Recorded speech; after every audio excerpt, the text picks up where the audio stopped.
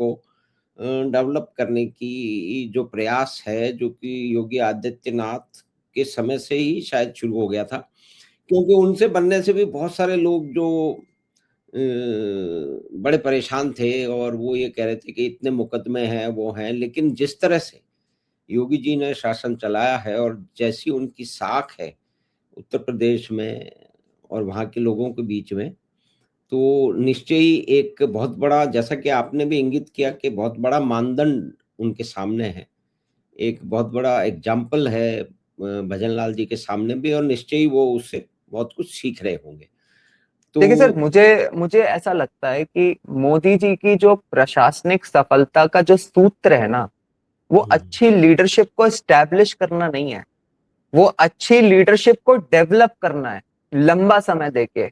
आप देखेंगे सर कि उनके बारे में एक बड़ी फेमस चीज थी सर, जब वो गुजरात में मुख्यमंत्री थे, तो वहां हुँ, की ब्यूरोक्रेसी के बारे में जो एक बात कही जाती थी सर, कि कई डिपार्टमेंट्स में, अनेकों डिपार्टमेंट्स में ऐसा होता था कि जो व्यक्ति कोई मतलब डिप्टी सेक्रेटरी किसी डिपार्टमेंट में बनता था, वो उसी डिपार्टमेंट का एडिशनल चीफ सेक्रेटरी बन के रिटायर हो जाता था।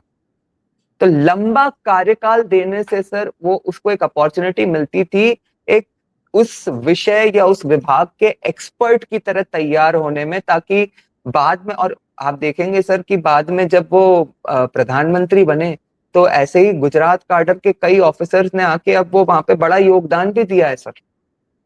जी, जी। इवन रिटायरमेंट के बाद में बहुत लोगों को लिया गया है। तो उसी तरह से सर, यदि अगर मुख्यमंत्री के बारे में भी अगर आप देखो, तो मैं समझता हूँ the intent is not just establishing कि मतलब लीडर लाइक योगी आदित्यनाथ, जो कि मतलब शुरू से ही एक फायर पावर, फायर ब्रांड एक अलग टाइप के हों। और वो योगी आदित्यनाथ जी तो सर उनके क्या है कि उनके जो प्रशासनिक क्षमता या कुशलता थी, उसमें तो मोदी जी ने उनको चूज ही इसलिए करा कि भाई इसमें तो दम है ही। लेकिन सर कई स्टेट्स में ऐसा होता है कि ये भी एक स्ट्रेटेजी रहती है सर, कि नई लीडरशिप को जब आप, सर देखिए ये बड़ा इंपॉर्टेंट है कि मतलब आज हम कह सकते हैं कि यार, अरे भाई जब प्रशासनिक अनुभव नहीं था तो क्यों बना दिया भजन लाल जी को, और लोग नहीं है क्या? इससे अच्छा तो वसुंधरा जी को ही रिपीट कर लेते। वो गजेंद्र सिंह जी शेखावत हैं, इतना सेंटर में एक्सपीरियंस हो गया, उनको बना लेते। अर्जुन मेघवाल जी हैं, कोई लोगों की कमी थोड़ी है। लेकिन सर ऐसे संगठन नहीं चलता। आपके पास इतने सारे मतलब जो कार्यकर्ता हैं जिन्होंने अपना जीवन समर्पित कर दिया संगठन को आगे बढ़ाने के लिए, तो कभी कभी सर उनको मतलब बड़ा रिवॉर्ड देके भी एक मैसेजिंग करनी पड़ती है संगठन में, कि जो संगठन का आखिरी कार्यकर्ता, आखिरी व्यक्ति है, उसको भी बड़ी जिम्मेदारी मिल सकती है। तो ये मोदी जी की पॉलिटिक्स सर, मतलब अगर सिर्फ एक हमारा अंदरूनी माइंडसेट ये रहेगा कि अरे गलत कर दिया, ये क्यों करा, वो करा क्यों, भाई ये सोचो तो फिर क्यों किया होगा। अब जब हम में इतनी अक्ल है कि ऐसा नहीं करना चाहिए था, तो वो अक्ल उसको भी तो है, उस व्यक्ति को भी, कि ऐसा नहीं करना चाहिए था। तो कुछ तो उसने सोचा होगा। तो एटलीस्ट मतलब before criticising, at least make an assessment कि इसके पीछे मंशा क्या रही होगी। और मैं समझता हूँ सर कि अगर लंबा कार्यकाल मिलेगा किसी व्यक्ति को और उसकी नीयत सही होगी, तो वो सही नीतियां भी बनाएगा और सही नेतृत्व भी देगा, जिससे उस राज्य की, उस व्यक्ति की, उस पार्टी की और हमारी देश की सभी की नियति अच्छी होगी। नहीं, निश्चय ही ये जो आपने आकलन किया है कि भई जो सामान्य कार्यकर्ता हैं भी किसी भी पार्टी में इतने लंबे समय से 20-25 साल से अधिक समय से अगर सत्ता में हैं, तो बहुत सारे लोगों को अनुभव होता है और सिर्फ़ उन्हीं लोगों को आगे बढ़ाया जाएगा। और जब तो ये एक महत्वपूर्ण एक निर्णय है नहीं सर, और मोदी। एक लास्ट बात और ऐड कर दूं सर इसमें, कि देखिए हुँ, सर बीजेपी में ना और मोदी जी के नेतृत्व में एक बड़ी गजब की चीज है, कि हुँ, कर रहे हुँ। हैं भजन लाल जी अपनी कोशिश, अभी उनके नेतृत्व पे उनको विश्वास है, तो भजन लाल जी बने हुए हैं। लेकिन यदि अगर बीजेपी को लग ही गया कि भाई नहीं यार ये मामला नहीं बैठ पा रहा, एक क्षण नहीं लगेगा सर उनको चेंज करने में। जा और ये मतलब कोई पहला नहीं होगा, कई जगह सही पे बात हुआ। उत्तराखंड में 3 बार हुआ, हरियाणा में हुआ, मध्य प्रदेश में हुआ, हमारे राजस्थान में भी हुआ ही।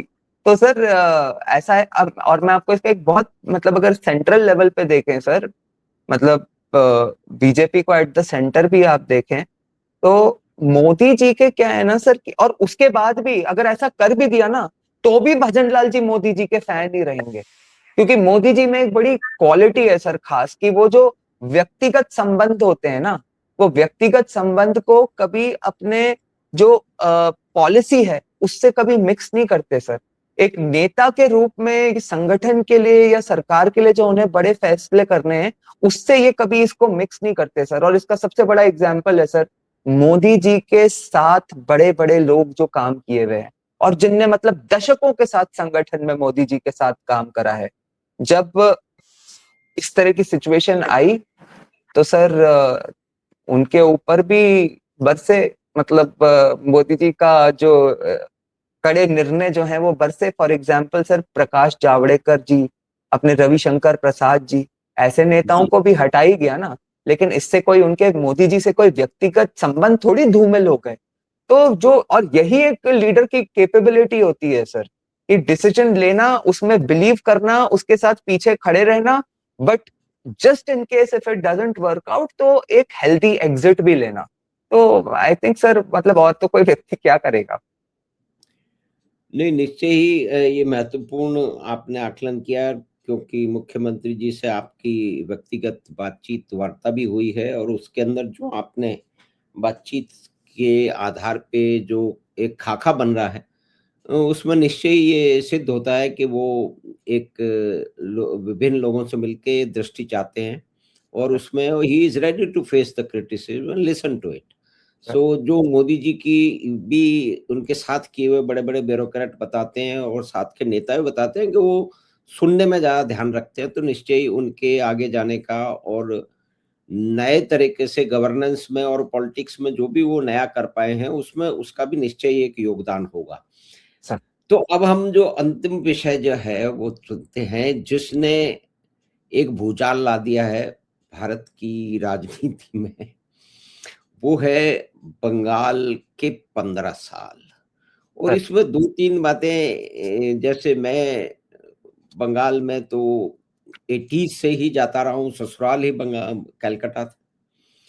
तो वहाँ पे मैंने चुनाव देखे हैं वामपंथियों के ज़माने में। और वहाँ पे जब हम बोलते थे कि भई आज तो 3 बार मैं वोटिंग के टाइम पे वहाँ था। हम्म, तीनों बार वामपंथियों की सरकार थी। और कुल मिला के ये पता लगता था कि क्योंकि नॉर्थ इंडियन हैं, तो कांग्रेस के वोटर हैं, तो इसलिए वोट देने नहीं जाएँगे। वामपंथी दलों के कुछ नेता आते थे, वो बड़े ही मतलब उससे बातचीत करते थे और पर्ची या तो होती थी, कहते थे कि आपका हो जाएगा, आपको जाने की ज़रूरत नहीं है, वहाँ गुंडा बदमाश है, बम फूटता है। आप जो है बाबू आप आराम कीजिए, अ, हो जाएगा आपका। और फिर वो अगले 2-3 हो ही गेलो छे, मतलब हो चुका है। ये 3 बार देखा और बम फूटते हुए भी देखे। और मैंने प्रयास किया कि मैं वहाँ जाऊँ, तो मुझे मना किया गया कि वो ठीक नहीं रहेगा, सेफ्टी के मैटर से तो आप मत जाइए। बात सुन लीजिए, दरवाजे से बात मत जाइए। एक फैक्ट्री का काफ़ी बड़ी फैक्ट्री का कंपाउंड था, तो वहीं से हम देखते थे।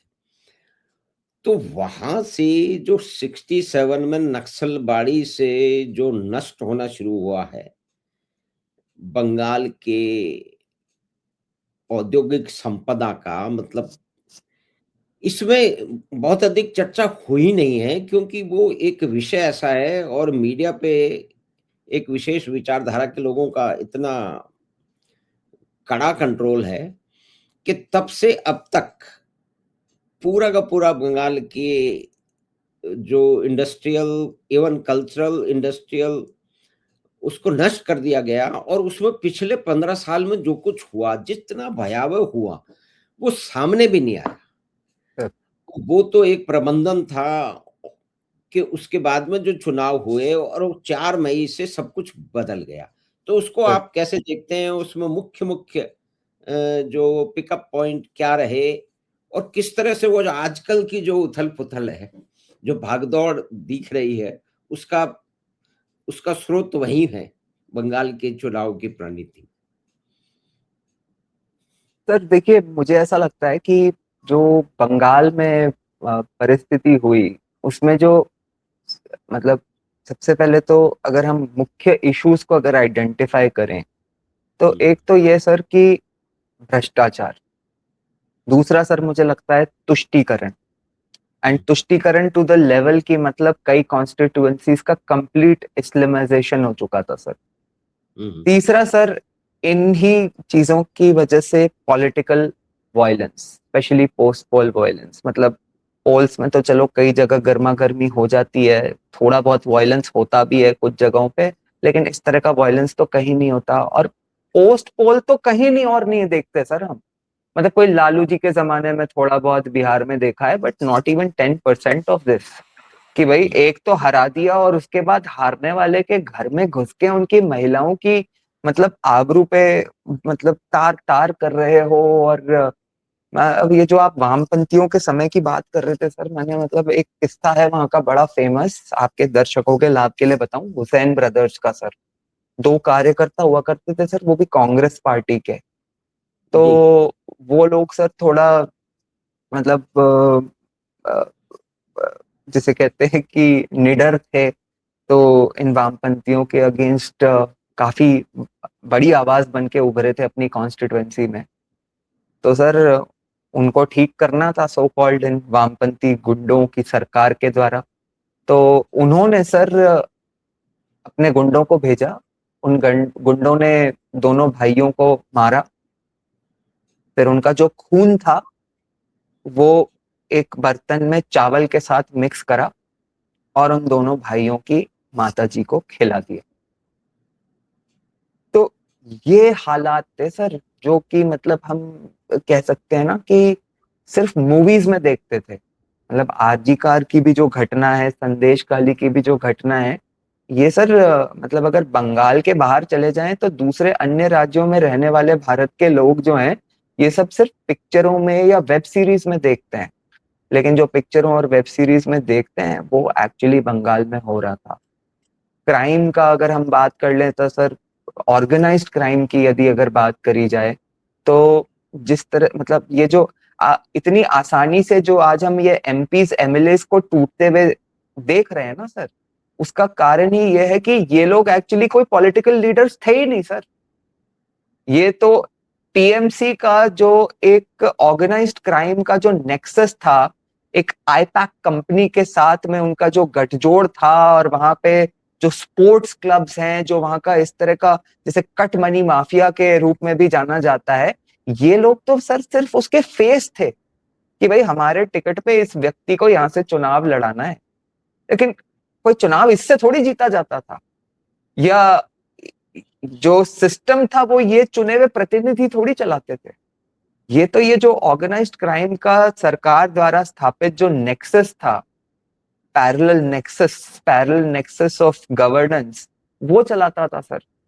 उसके अलावा सर मतलब आप पावर, खास करके जो ममता सरकार में जो हमने एक नई चीज देखी कि एरोगेंस और घमंड आपका इस लेवल पे पहुंच गया कि आप एक तरह से भारत से कन्फ्रंटेशन में आ गए। लोग बांग्लादेश में आपका अप्रिसिएशन कर रहे थे, पाकिस्तान में आपका अप्रिसिएशन कर रहे थे।